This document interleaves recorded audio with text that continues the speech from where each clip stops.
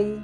Hoje é o dia 5 de março de 2021 e eu tô aqui hoje com a Andréa Raquel para gravar o 22º episódio do nosso podcast Entre Vínculos. Esse programa pode ser ouvido no site Recriando Vínculos, no Google Podcast ou no Spotify. Bom, o tema de hoje é o envelhecimento da mulher moderna. A gente pensou muito o que falar nesse dia 8 de março e, dentre tantos temas pertinentes, a gente pensou em falar um pouco sobre o que é ser uma mulher madura, entrando nesse campo de um envelhecer. Esse tema surgiu de alguns episódios.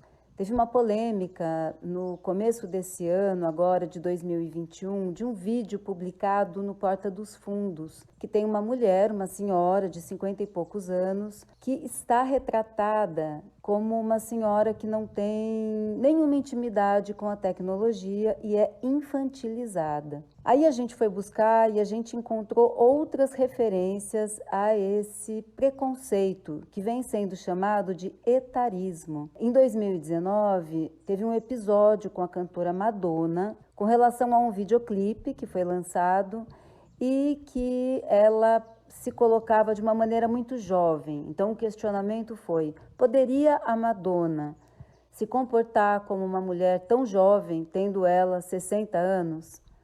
Bom, eu vou pedir para a Andréa comentar um pouco e vou passar a palavra para ela. Olá! Sim, eu acho que esse tema é muito pertinente, é muito interessante e precisa ser discutido, não é mesmo?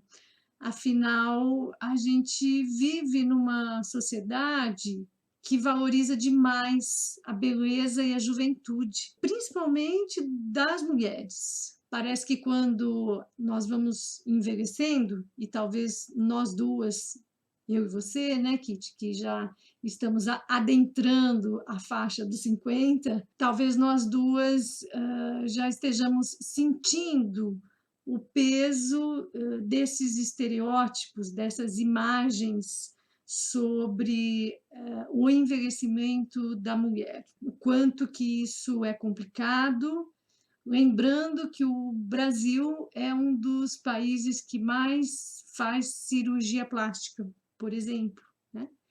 Em nome de que tantas cirurgias plásticas? Em nome de que o sentimento de que a gente fica feia quando a gente vai envelhecendo e a gente tem que esconder as marcas do envelhecimento. Como é que a gente aprende isso? Acredito que a gente aprende isso porque a sociedade que vivemos cultua a juventude, né? Então, é um tema muito interessante para ser estudado, historicamente, inclusive.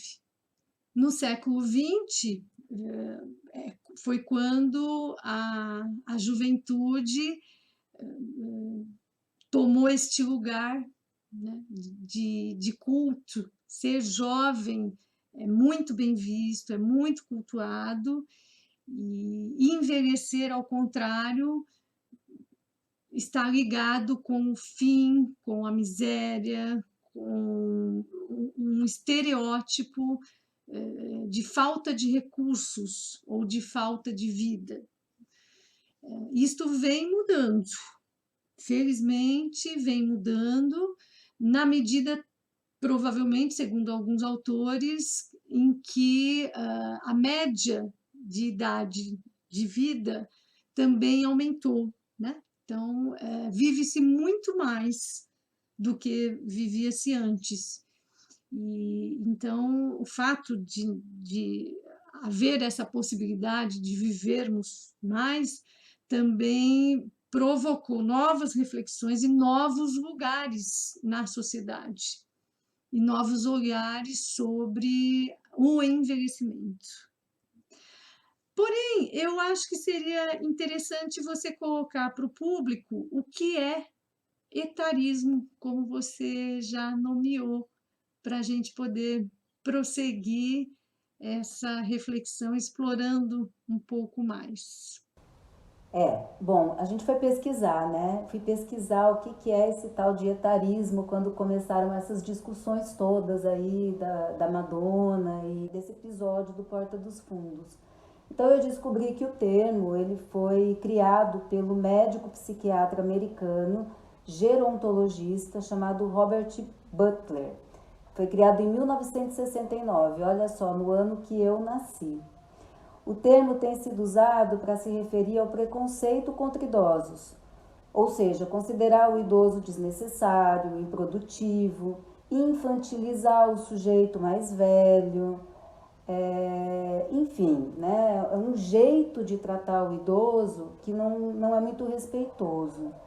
E aí, quando você fala, André, essa coisa de valorizar o jovem, né, e das cirurgias plásticas e etc., me vem assim, eu fico pensando que a gente tem conceitos muito associados, muito definidos, né, associado ao que é bonito, ao que é feio, ao que é bom, ao que é ruim.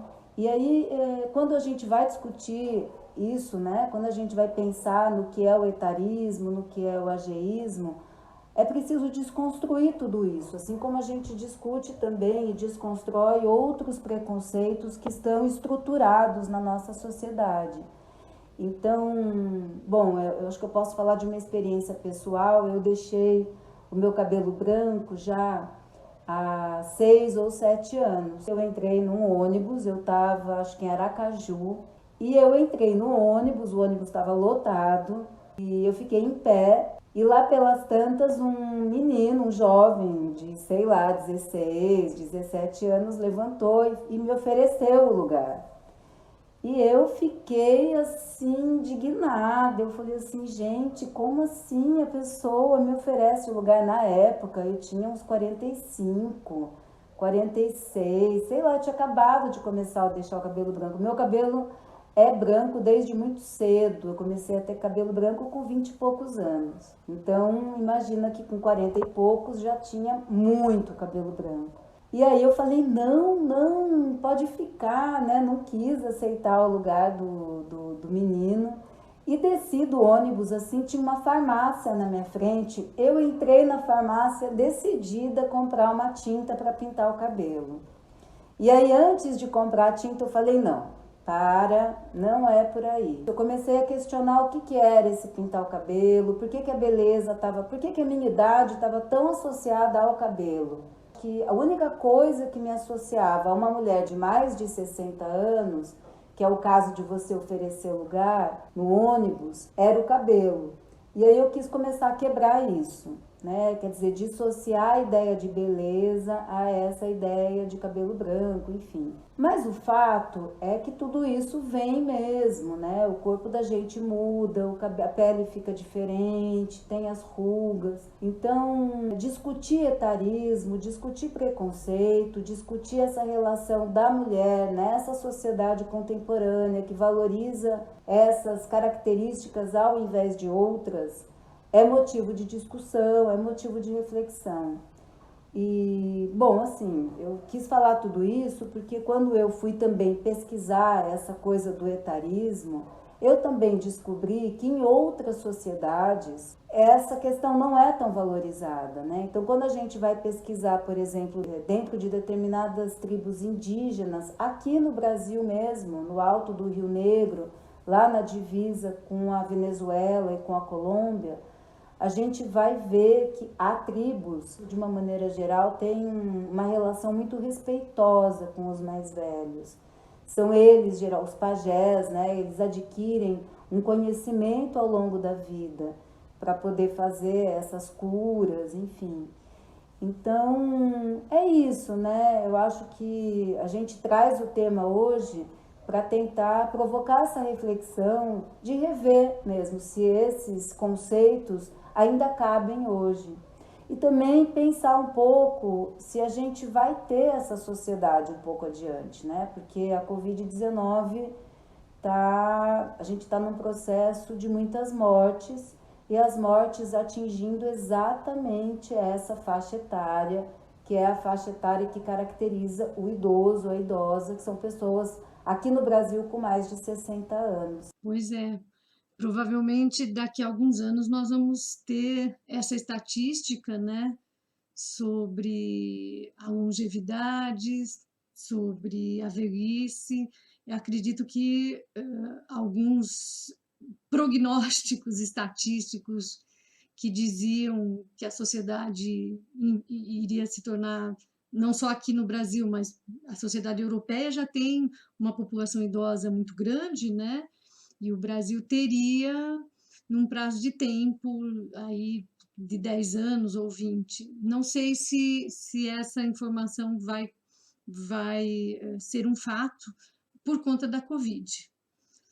Acho que nós podemos identificar esse preconceito em algumas falas que nós podemos falar também, né? Algumas coisas que podem sair da nossa boca sem a gente pensar, sem a gente querer, inclusive, né? E algumas que a gente ouve que são muito marcadas. Na questão da Covid, por exemplo, ouvir que estão morrendo velhos e tudo bem, né? Tudo bem, nunca ouvi assim, desta maneira que eu estou pronunciando, né? Porém, considerando que não há problema, porque vão morrer mesmo, né? As pessoas velhas vão morrer, então já está na linha da morte, então não há muito o que se fazer. Nós ouvimos isso de autoridades, inclusive, né? Menosprezando a vida, menosprezando a possibilidade de viver mais tempo e feliz, né? Com saúde. Então, nós temos aí, eu acredito que essa consideração é um enorme preconceito e um erro de cálculo, porque inclusive, muitas dessas pessoas com mais de 60 anos que morreram são pais, mães, avós e avós que estavam sustentando famílias, né? Então, são pessoas muito mais importantes, pelo menos na rede que viviam, e deveriam ser valorizadas e não menosprezadas porque estão velhas, então, ou porque tinham alguma comorbidade, né, problema no rim, por exemplo, então já estavam na linha da morte e poderiam, não há muito problema, né? Nós ouvimos isso, até me fez pensar assim, se a Covid atingisse adolescentes e crianças, será que nós teríamos esse massacre que nós estamos tendo no Brasil, por exemplo? Né? Nós estamos tendo um massacre, um genocídio no Brasil. Óbvio que agora nós já estamos bem informadas e informados, sabemos que estas novas cepas atingem, comprometem a vida de pessoas mais jovens. Isso já está documentado em vários estudos estatísticos, não é mesmo? Que pessoas na faixa de 50 e 40 anos também estão morrendo muito de Covid. Então, não são só os velhos. Mas fiquei me perguntando se a Covid, desde o princípio, fosse uma doença dos jovens, se a reação que nós teríamos da sociedade seria esta que nós estamos tendo. Falando do Brasil, porque nós moramos aqui no Brasil e estamos acompanhando esse massacre que está acontecendo, com cerca de 2.000 mortes por dia, e isto não comove, né? Será que não comove porque a maioria das pessoas são velhas? Por que não comove? É uma pergunta, eu não tenho resposta, sinceramente, acho que pode ser um elemento, né? Talvez, se a maioria das pessoas que morrem fossem sempre mais jovens, talvez comovesse mais. Andréa, quando você traz essas questões, eu fico pensando que quando a gente pensa no idoso, né, tá muito associada a essa figura do idoso, o fato de ser uma pessoa já improdutiva, desnecessária, um peso, então que morra, né? Assim, a ideia que me vem é que tem um pensamento que justifica essas mortes, então não se sofre tanto. E isso é muito impressionante, assim, porque a gente poderia pensar em diversos temas, em diversas possibilidades de pensar a situação do idoso e da idosa, né? É um público consumidor, por exemplo, então, em termos de capitalismo, em termos de mercado, é um público que está aí, né? É um público que tem um certo poder aquisitivo. Então, enfim, só por esse dado já cai por terra outras coisas que eu coloquei antes, quer dizer, improdutivo, desnecessário, etc.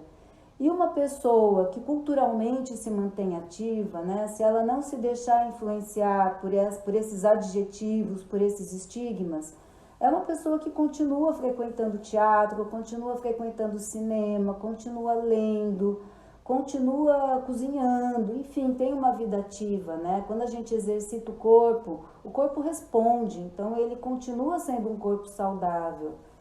E isso é muito bacana, assim, porque a gente pode ver isso nos filmes. Há muitos filmes contemporâneos que trazem essas figuras de pessoas mais velhas, extremamente ativas e que desconstroem esse imaginário que nos leva para um lugar de muita tristeza quando se imagina num futuro não tão distante. Porque uma coisa é fato, né? Todos nós vamos envelhecer se a gente não morrer jovem. Eu me lembro agora, por exemplo, de um filme que eu gosto muito, que é o filme Glória. O filme é do Sebastián Lelio. Ele é um chileno e ele tem um trabalho muito interessante. Essa mulher é uma mulher de 50 e poucos anos, 57, 58 anos, que está nessa fase da vida, né? Que ela está se descobrindo de novo com o tempo e ela começa a frequentar alguns bailes e conhece um senhor e vai viver uma história de amor e aí o filme tem um desdobramento. Mas tem essa figura dessa mulher muito jovem ainda, com muita vida pela frente. Então é uma questão mesmo de desconstruir, de rever essas estruturas que nos levam a ter determinados parâmetros para o nosso imaginário.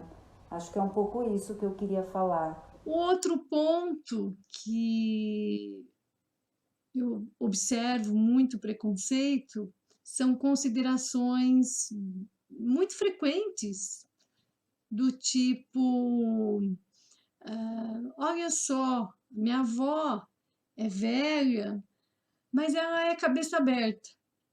É muito frequente essa fala, né? Vinda dos mais jovens. Como se todas as pessoas mais velhas fossem conservadoras, não acompanhassem as novas ideias, não acompanhassem movimentos de diversidade. Então, eu percebo muito esse preconceito também, frequentemente, vindo dos mais jovens. Né? Essa é uma expectativa, é uma imagem, é um estereótipo de que quando a gente envelhece, a cabeça também envelhece. Talvez algo por aí, né? Isso não é verdade. Nós encontramos pessoas fechadas e conservadoras de várias idades. É importante a gente situar esse termo etarismo, porque ele também diz respeito a um tipo de sociedade que faz uma espécie de seriação e classificação por idade, e desse modo vai encaixotando o ciclo vital, né? Então, as crianças são assim, os adolescentes e jovens são assado, os adultos são de outro jeito. Aí tem a meia-idade, aí tem a velhice e aí tem o fim da vida. Falei de maneira meio grosseira, mas essa é uma divisão extremamente estereotipada, encaixotada, que é utilizada com frequência, tanto na ciência quanto no senso comum, e que vai determinando visões considerações e também vai determinando comportamentos, né? Porque parece que a gente tem que se ajustar um pouco a essas expectativas. Fica, então, a dica para a gente refletir que isto é uma característica da sociedade moderna do final do século XIX para hoje. Nem sempre foi assim, né? Houve momentos históricos antes desse período em que não havia essas seriações, essas classificações, e as pessoas, crianças, a infância não era delimitada, determinada, e as crianças conviviam muito mais próximas dos adultos, e não era esperado que crianças se comportassem da maneira como nós esperamos hoje, né? Crianças trabalhavam, por exemplo, desde cedo. Hoje não se trabalha. E isso é bom, eu não estou dizendo que não é bom, eu só estou marcando que tudo isso que a gente está falando é uma produção sócio-histórica cultural, não é o ser humano biológico por si mesmo, né? O ser humano, nosso modo de ser, de viver, de olhar o mundo, de compreender o mundo e de nos compreender, é uma produção que se dá nas relações sociais a partir da cultura e da sociedade. Acho importante lembrar isso. Para falar novamente da Covid e do momento que nós estamos, também uma observação que eu gostaria de trazer como psicóloga da clínica é a respeito da solidão. A perda de papéis na velhice e agora o desespero da pandemia, o isolamento da pandemia está trazendo ou provocando, propiciando um imenso sofrimento pela solidão,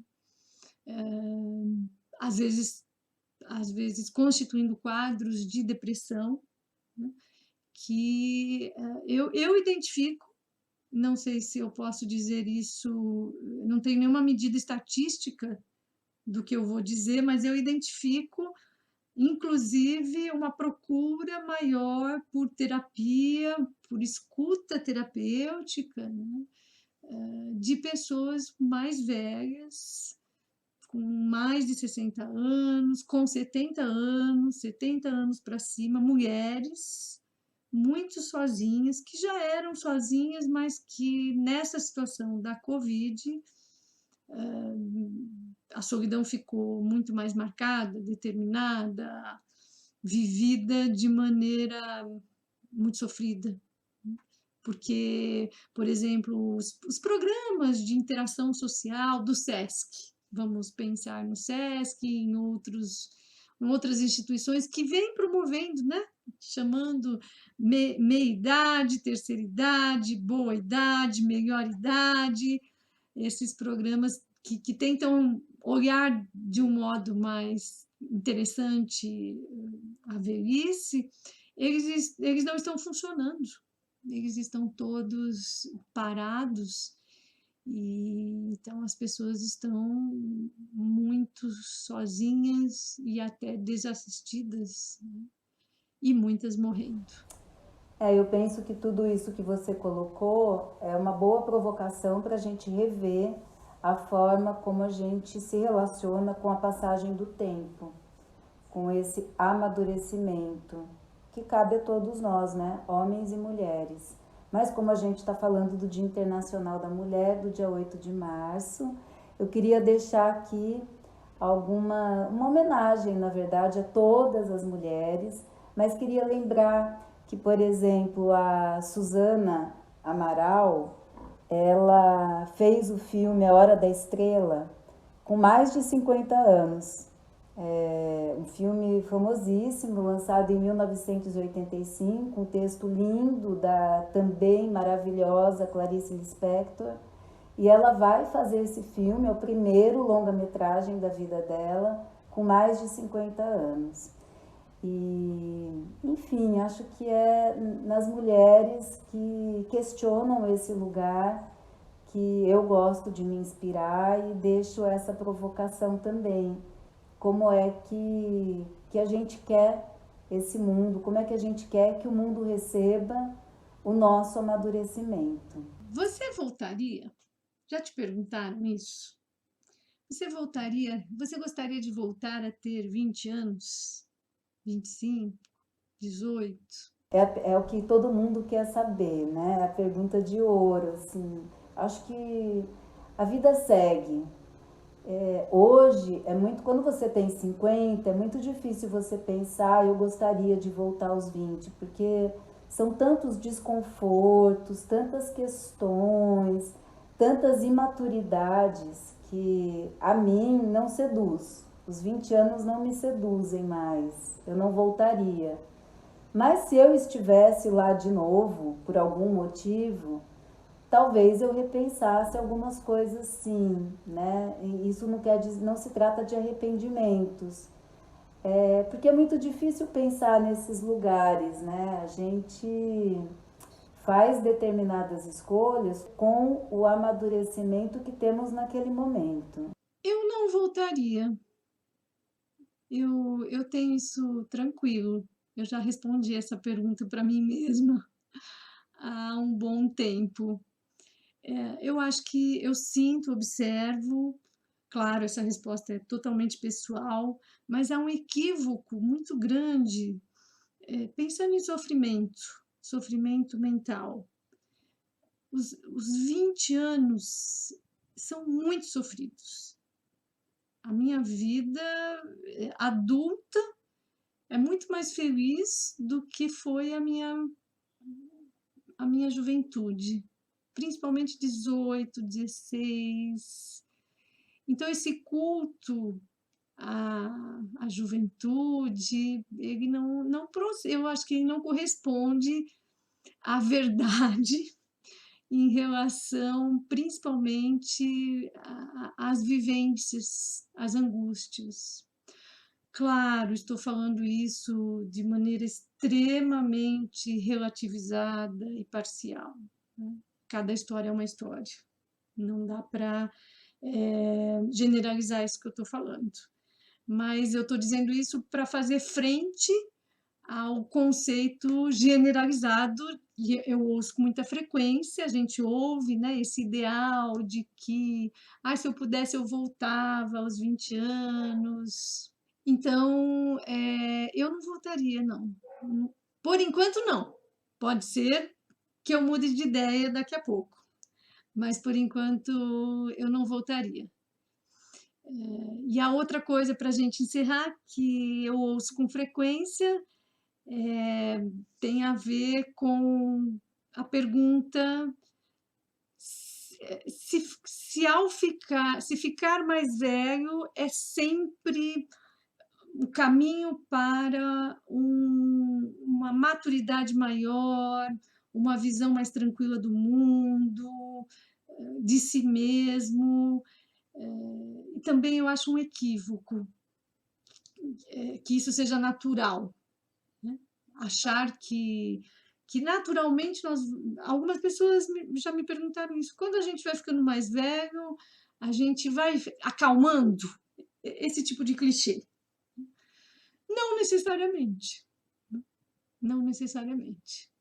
Pode ser que sim, que é isso que eu estou dando o meu depoimento. Para mim, sim. Para você, sim. Mas há que se trabalhar sobre esses conceitos, sobre a nossa subjetividade, para que fique mais tranquilo. Naturalmente, não. Não acho que porque ficamos mais velhos e velhas, vamos nos acalmando ou ficando mais felizes. Não, não acredito nisso. Acho que sempre é uma construção nas relações, uma construção na sociedade e também uma construção de novas possibilidades de existir, novas descobertas, novos olhares. Muito bom ouvir você, André. Vou refletir sobre esse finalzinho, que eu acho que serve muito para mim também. E vamos deixar essa provocação aí para quem mais quiser pensar sobre isso, né? A gente vem desconstruindo tantas coisas, acho que é mais uma coisa para a gente refletir e desconstruir essa ideia do envelhecer nessa sociedade onde estamos, em que vivemos. Então é isso, muito obrigada pela conversa e até a próxima.